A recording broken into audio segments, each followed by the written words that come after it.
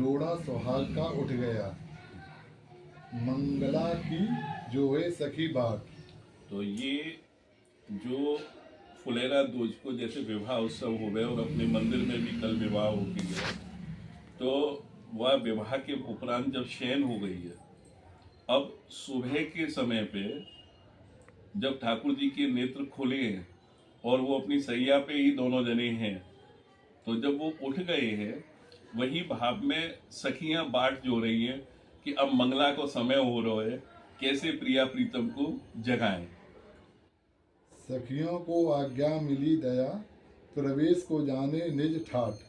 तो अब वहां से जब संकेत हो गए हो, तो सखियन के मन में बड़ो उत्साह आ गयो कि अब हमारे ऊपर दया कर दिया, हमें प्रवेश की आज्ञा मिल गई है। तो वह प्रवेश के लिए सखी आगे बढ़ी हैं, और जो उनको निज को जो अपनो ठाट लिखी है, या को अर्थ है कि वो उनके मन में जो संचरण हो रहा है उत्साह को कि हम प्रिया प्रीतम से मिलेंगे, नव वधु और नव दूल्हे हमें दिखेंगे सुबह सुबह मंगला में, वो कैसे होंगे। प्रियतम कहे अभी देर प्रिया, नववधु दूल्हे कर पकड़ समझात। अभी लाल जी ये कह रहे हैं कि अभी तो मंगला में समय है, देर है प्रिया, मान जाओ। और वही बात को प्रिया उनको कर पकड़, हाथ पकड़ के समझा रही है नव दूल्हे को कि भाई अब मंगला का समय हो गया है। ये दोनों में आपस में बात हो रही है प्रिया प्रीतम में। लाल लाल गुर हित भजन लाल, आज्ञा पाए अधीर उत्सुकता उन सुख ललचात।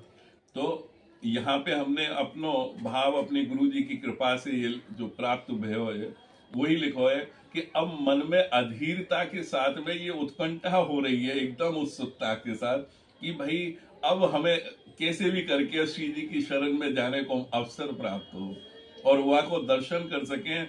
वो मंगला समय में प्रिया प्रीतम जो सैया पे पौड़े हुए मिलेंगे तो कैसा स्वरूप हो, यही मन में केवल चल रहा है। तो इतना विचार आया और यही के साथ में 4:30 बजे अपना स्नान करके मंगला के लिए भागने की तैयारी हो गई। जय जय श्री जी हरि।